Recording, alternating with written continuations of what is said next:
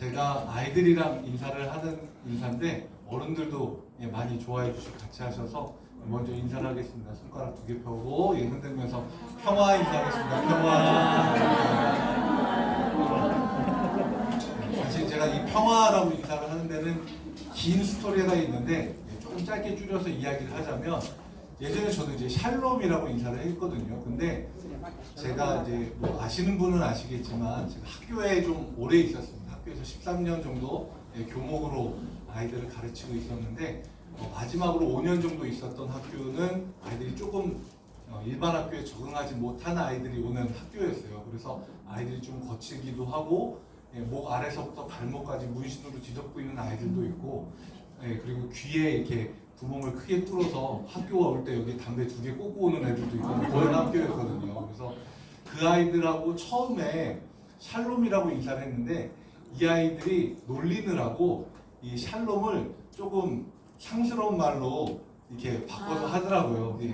이해되시는 분들이 계시죠. 제가 차마 이 앞에서 복시원하게 말을 하지 못하는 그 단어가 있잖아요. 그래서 다들 머릿속으로는 아시는데 뱉지 못하시는 그 단어. 아이들이 그렇게 하길래 제가 요거를 좀 우리나라 말로 아이들이 바꾸지 못할 만한 말로 좀 바꾸면 좋겠다. 그래서 평화라고 인사를 했거든요. 근데 그게 좋더라고요. 또 샬롬도 또 모르는 사람은 저게 무슨 말인가 싶기도 한데, 평화라고 인사를 하면 다들 또 쉽게 이해하고 좋아하더라고요. 그래서 평화라고 이렇게 인사를 했고요. 그리고 또 하나는 예수님이 부활하신 다음에 제자들에게 처음으로 나타나셔서 하신 인사가 바로 너에게 평안이 있어라 라고 인사하셨거든요. 그래서 그 인사를 서로 나누는 게 너무 좋더라고요. 그래서 이렇게 평화라고 이렇게 인사를 하기 시작을 했습니다. 제가 1교회 수요 예배 때는 이 자리에 드럼을 치러 몇 번 왔었습니다. 기억하시는 분들 계시죠? 그래서 그때 제가 이렇게 같이 찬양하고 하면서도 너무 뜨겁게 찬양하고 또 말씀을 전하실 때 굉장히 사모하면서 들으시고 기도를 너무 열정적으로 하셔서 이경수 목사님 저한테 부탁을 하셨을 때 내심 조금 부담이 되더라고요. 왜냐하면 이제 저도 5교회에서 지역교회를 담당하고 했었었는데, 5교회는 아시는 분은 아시겠지만 저녁 때 수요 예배가 없어요. 낮 시간에 좀 이렇게 모이다 보니까 이게 아무래도 이제 여성분들이 많이 모이시고 이렇게 남자분들이랑 같이 저녁 때 모이는 시간이 좀 없었거든요. 그래서 제가 그 기억을 떠올리면서 이렇게 하려고 해도 뭔가 분위기가 조금 다른 것 같더라고요. 그래서 살짝 긴장을 했는데 오자마자 너무 환하게 웃음으로 맞이해 주셔서 저도 모르게 긴장이 좀 많이 풀어지는 것 같고, 또 여기에서 준비한 말씀 뜨겁게 열정적으로 전하고 또 같이 기도하고 그런 은혜의 시간이 되었으면 좋겠습니다. 아멘. 오늘 하나님이 우리에게 주시는 말씀 같이 좀 볼 텐데요. 누가복음 7장 11절로 16절의 말씀입니다. 누가복음 7장 11절로 16절의 말씀, 제가 한 절, 여러분들이 한 절 번갈아 가면서 교독하시고 마지막 절 16절은 다 같이 한 목소리로 읽겠습니다. 제가 먼저 누가복음 7장 11절 읽겠습니다. 그 후에 예수께서 나인이란 성으로 가실새 제자들과 많은 무리가 동행하더니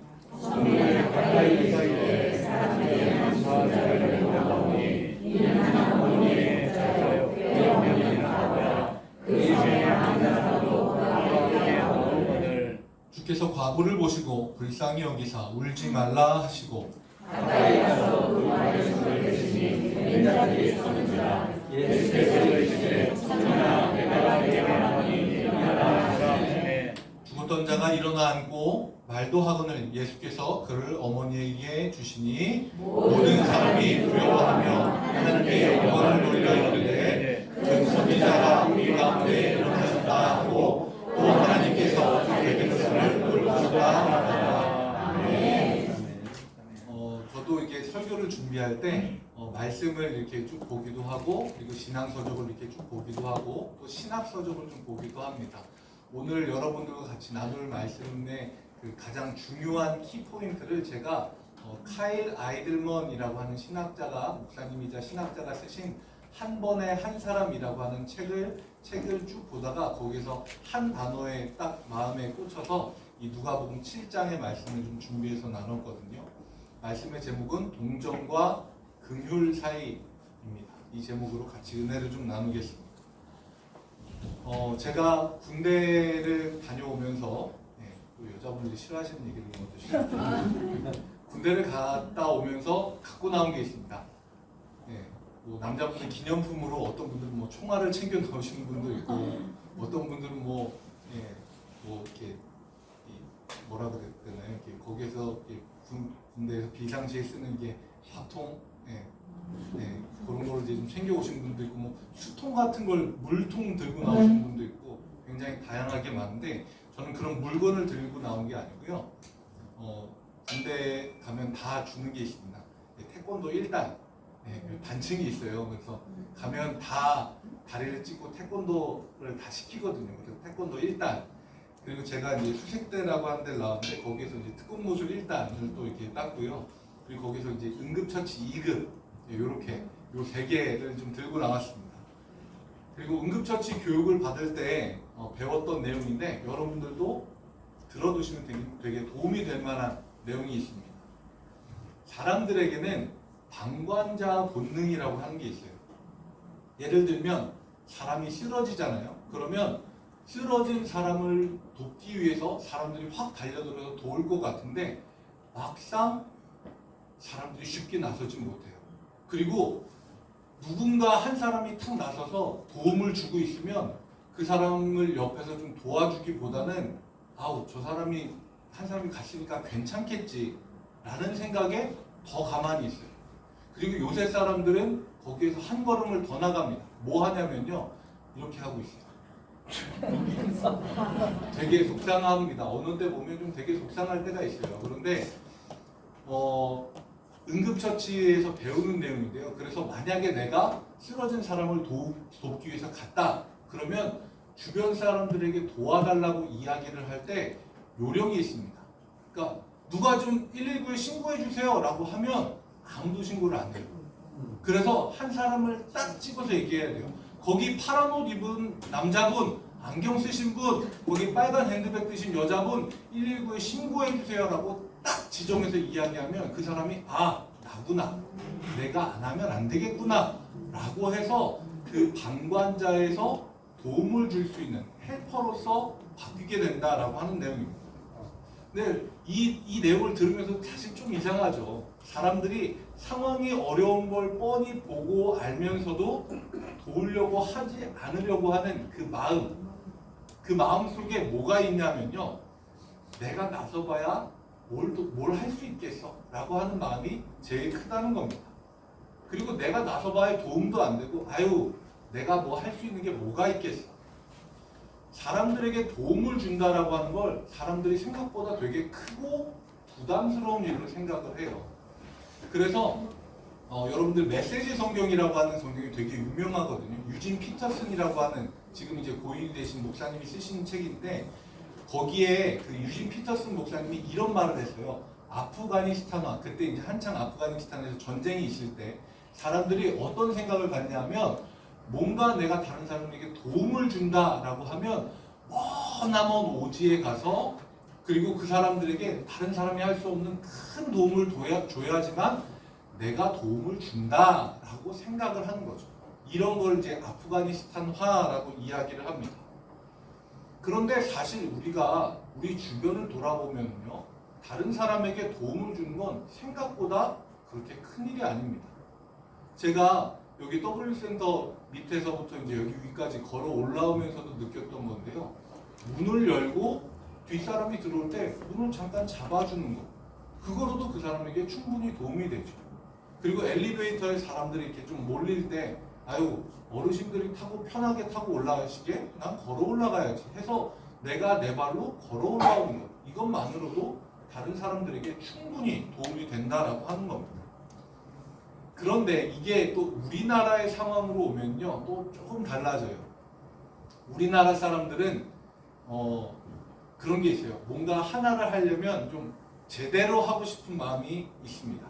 제일 크게 나타나는 게 뭐냐면요 이 복장병, 장비병이라는 게 있어요. 이게 남자분들은 아마 쉽게 공감을 하실 텐데 내가 운동을 좀 해야겠다. 그리고 그러면 우선 구색부터 갖추는 것부터 합니다. 그래서 외국인들이 우리나라 사람들이 단체로 외국에 놀러 갈 때 복장을 보고 깜짝 놀라는 거잖아요. 다들 히말라야 정복하러 가는 거예요. 등산복을 머리부터 발끝까지 막 정말 그 옷차림이면 진짜 막 에베레스트 막 이런 데 올라갈 것 같은 복장으로 가는데 그 복장을 하고 파리 한가운데를 막 걸어 다닌다는 거예요. 그걸 보면서 사람들이 우리나라 사람들이 뭔가 하나를 하려고 해도 제대로 하려고 하는, 그래서 그 마음이 있다 보니까 내가 다른 사람에게 도움을 주려고 하려고 해도 뭔가 제대로 된 크게 갖춰서 이런 마음이 먼저 든다라고 하는 거죠. 그래서 요새는요 사람들이 운동복과 일상복이 조금 경계가 애매해졌어요. 보이시죠? 요새 많이 주변 사람들 그런 게 보이시잖아요. 그래서 요거를 조금 어려운 말로 패션 전문 용어로 애슬레저라고 합니다. 애슬레틱이라고 하는 게 이제 경기, 운동 이런 건데, 레저 좀 가볍게 즐기고 시간을 보내는 이 두 개가 합쳐져서 운동복을 입고 아무 때나 다니는 거예요. 그러면서 그냥 뭐 여가 시간을 즐기다가 내가 운동하고 싶으면 조금 운동을 하고. 그런데 이 패션이 유행하게 된 사람들의 이 마음속을 보면요 어떤 생각이 있냐면 운동을 해야지 라고 생각은 해요. 그래서 구색을 쫙 갖춥니다. 그런데 막상 땀 흘려서 운동을 하는 사람은 별로 없어요. 그래서 뭔가를 하고 싶은 마음에 쫙 갖추긴 하는데 그걸 막상 제대로 하지 않아요. 그래서 이걸 또 전문적으로 연구하는 심리학자들이 뭘 연구했냐면요, 사람들이 많이 보는 인터넷에서 그런 것들 나오잖아요. 우리가 이제 그 인터넷을 딱 열어보면 광고창에 그런 게 나오잖아요. 이 아이를 도와주세요. 뭐 이 어린이를 도와주세요. 이 아이들에게 반찬을 챙겨주세요. 이런 게 나오잖아요.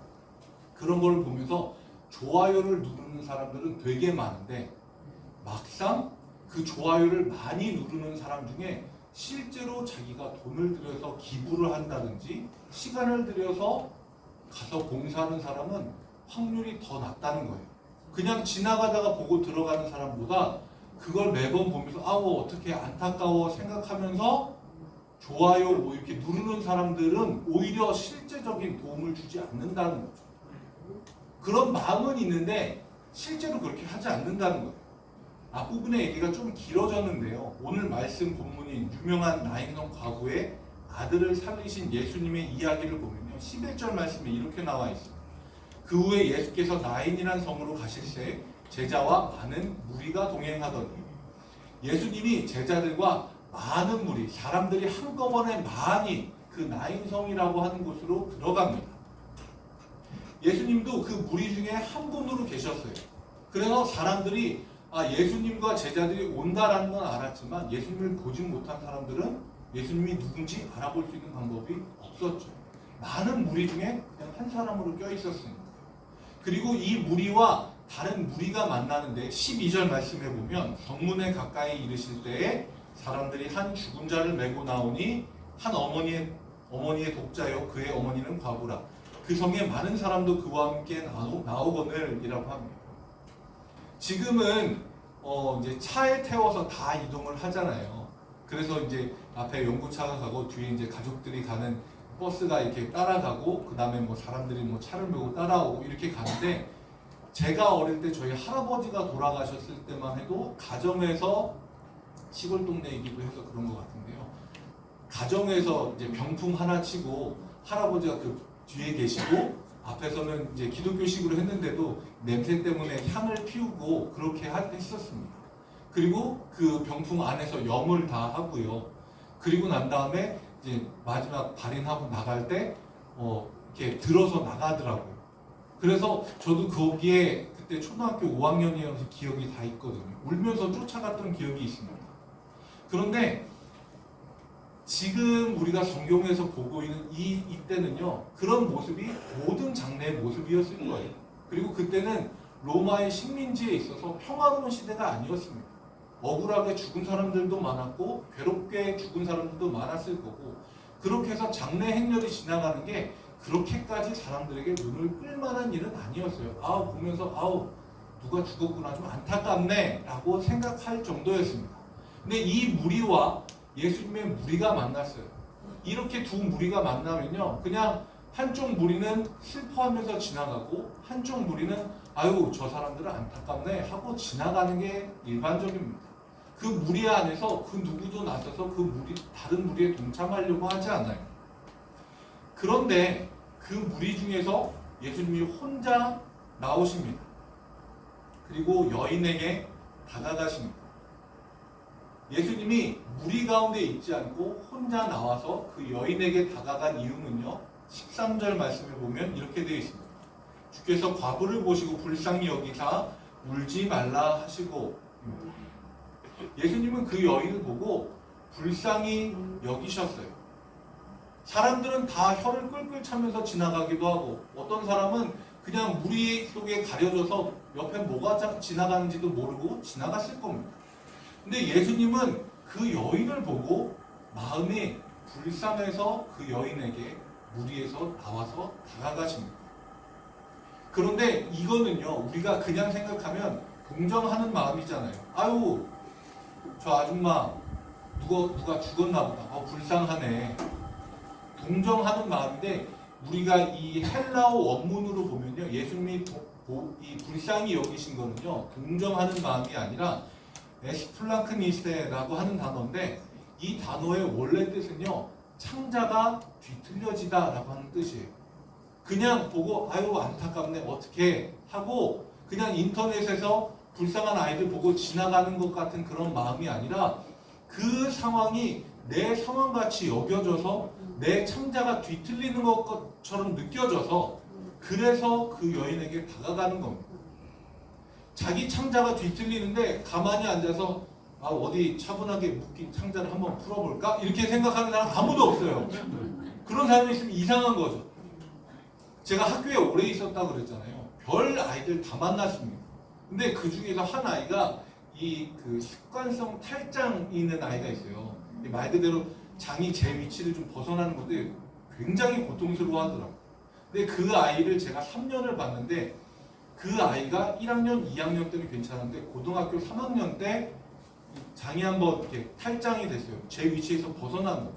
근데 그 아이가 평소에 어떤 아이였냐면, 평상시에 제가 평화 이렇게 인사를 하면 다른 애들 막 반갑게 받아줘요. 예, 막 이렇게 하고 그냥 이렇게 지나가고. 그런데 걔는 그러니까 되게 과묵하고, 그리고 이 친구들 사이에서도 뭔가 좀 카리스마 있고, 후배들은 저 형은 좀 이렇게 무게 있는 형이야, 좀 무서운 형이야, 이렇게 여겨지는 아이였어요. 그런데 그 아이가 탈장이 되니까요, 사람이 180도 달라지는데, 제가 그 아이가 했던 얘기가 너무 귀에 박혀서 제가 적어놨어요. 걔가 이렇게 이야기합니다. 목사님 제발 저 좀 살려주세요. 기도해주세요. 하나님, 아이고 나 죽을 것 같아요. 예수님 제발 좀 도와주세요. 부처님 욕하라면 욕할게요. 그 아이가, 저는 그렇게 그 아이가 말을 빨리 하는 애인 줄 몰랐어요. 나중에 그 아이가 래퍼가 될 거라고 저는 생각을 했어요. 순간적으로. 그 아이가 쉬지도 않고, 제가 지금 차분하게 들으시라고 했는데 얼마나 빨리 얘기해. 목사님 제발 저는 살려주세요. 기도해주세요. 하나님, 나 죽을 것 같아. 부처님 욕하라면 욕할게. 얘가 말을 너무 안쓰러워서 어떡하냐 하고 우선 그 아이를 딱 안았는데, 솔직히 저도 사람이라 웃음이 좀 나더라고요. 평상시에 그 아이 이미지가 있잖아요. 평상시에 다들 갑자기 막 부처님 욕할게요 이러고 있으니까 너무 웃긴 거예요. 근데 저만 그런 게 아니었어요. 다른 애들도 처음에 딱 몰려와서 어떡해 하고 애들이 다 웃더라고요. 자기 일이 되면 이거는 그냥 딴 사람 뭐 탈장인가 보다, 다른 사람 이야기면 그렇게 할 수 있어요. 그런데 자기 속에서 일어나는 일은요, 자기가 못 견뎌요. 예수님이 무리에서 벗어날 수밖에 없었던 이유는 그 여인의 아픔이 내 아픔으로 느껴져서입니다. 그래서 그 여인에게, 그 무리 가운데 있지 않고 뛰쳐나와서 그 여인에게 다가간 겁니다. 오늘 말씀의 제목이 동정과 긍휼 사이인데요, 동정하고 긍휼의 가장 큰 차이점, 그건요 바로 예수님이 보여주신 모습을 보면 알 수 있습니다. 13절과 14절 2절 말씀인데요, 이렇게 나와 있습니다. 주께서 과부를 보시고 불쌍히 여기사 울지 말라 하시고 가까이 가서 그 관에 손을 대시니 맨 자들이 서는지라. 예수께서 이르시되 청년아 내게 말하노니 일어나라 하시며, 그 당시에 물론 지금도 마찬가지인데요, 여성이 혼자 사는 거는 쉽지 않은 일입니다. 지금도 자녀도 없고 남편도 없이 혼자 사는 여성의 삶은 어떤지 저는 굉장히 잘 압니다.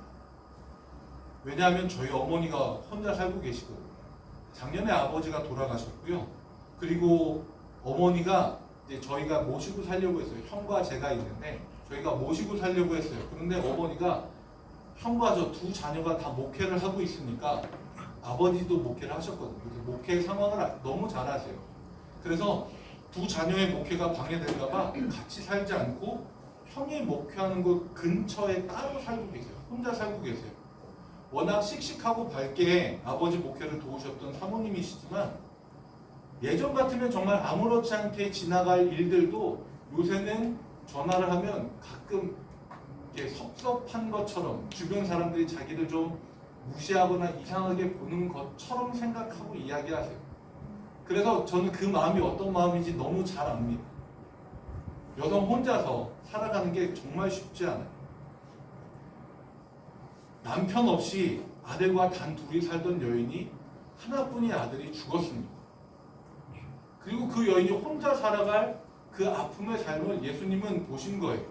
그리고 동정의 마음을 가지셨습니다. 그런데 동정의 마음에서 멈추지 않고 무리 속에서 벗어나서 그 여인에게 다가가는 거예요. 이게 동정과 긍휼의 차이입니다. 동정은 그냥 어떻게 하고 좋아요 한번 누르는 거, 그게 동정이라고 한다면, 긍휼은 내 자리에서 벗어나서 그 아픔의 자리로 나아가는 겁니다. 그리고 그 사람의 아픔에 내가 어떤 작은 도움이라고, 멀리까지 가서 큰 도움은 아닐지라도 내가 할 수 있는 작은 도움의 손길을 내미는 것, 그게 바로 긍휼입니다. 그 당시 장례 문화를 보면 여러분들도 성경을 좀 많이 들어보셔서 아시겠지만, 무덤이라고 하는 게 굴처럼 되어 있습니다. 그래서 그 안에 시신을 이렇게 둘둘 싸매서 넣어놔요. 그러니까 그때는 관이라고 하는 개념이 우리랑은 다릅니다. 우리나라는 관이라고 하면 사방이 막힌 관을 생각을 하지만, 그때 그 당시의 사람들이 관이라고 하면요, 그냥 널판지예요. 그 위에 시신을 둘둘 싸매서 올려놓고 거기까지 이동해서 시신을 그대로 그 안에 넣어놓는 거예요. 그러니까 예수님이 관에 손을 대셨다라고 하는 거는 그 시신이 누워있는 나무 판자, 그 시신에다가 손을 대셔서 그걸 멈춘 거예요. 그 당시에 정결 예법으로 보면요, 시신에 손을 대는 사람은요 부정하게 되어 있습니다. 그런데 예수님은 그걸 두려워하지 않았어요. 부정하게 되는 거, 우리 스스로 부정하게 여기는 모든 거에 예수님이 손을 대시면 정결하게 될 줄로 믿습니다. 아멘. 예수님은 그 시신에 손을 대셔서 그 장례 행렬을 멈추십니다. 그리고 그 여인에게 이야기하시죠. 울지 말아라. 사실 우리가 장례식장에 가서 울고 있는 그 가족들에게 아유 울지 마라고 얘기하는 게 결코 쉽지 않습니다. 저도 어제 저녁에 장례식장에 다녀왔거든요. 이제 51살 되신 목사님이 갑자기 돌아가셨어요. 암 치료를 받다가 올해 초에 3월 달에 신약으로 바꾸셨는데 그게 몸에 맞지 않아서 2달 동안 고생하시다가 돌아가셨어요. 그래서 거기 갔다 왔는데 너무 마음이 아픈 거예요. 아들 하나, 딸 하나인데 아들은 이제 20살이 됐고 딸은 고등학교 2학년, 어머니 혼자 계시고, 그걸 보고 있으면 가슴이 미어집니다. 거기서 울고 있는데 어떻게 거기에다가 울지 말아라고 이야기할 수 있습니다. 근데 예수님은 그 여인에게 울지 말라라고 이야기하세요. 왜냐하면요, 예수님이 그 다음에 행하신 일들 때문에 그렇습니다. 마태복음 20장 34절 말씀입니다.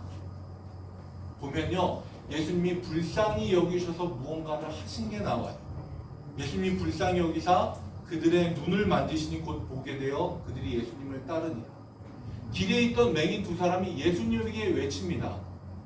예수님 우리 불쌍히 여겨주십시오. 그러니까 예수님이 불쌍히 여기시고 그 사람들의 눈을 만지시고 낫게 하셨어요. 예수님은요 긍휼의 사람이었습니다. 동정의 사람이 아니라 긍휼의 사람이었어요. 마가복음 1장 41절 말씀입니다. 예수께서 불쌍히 여기사 손을 내밀어 그에게 대시며 이르시되 내가 원하노니 깨끗함을 받으라. 나병 환자가 있는 걸 보고 그 사람이 와서 간구를 하니까요, 그에게 손을 내밀어서 대고 낫게 하셨습니다.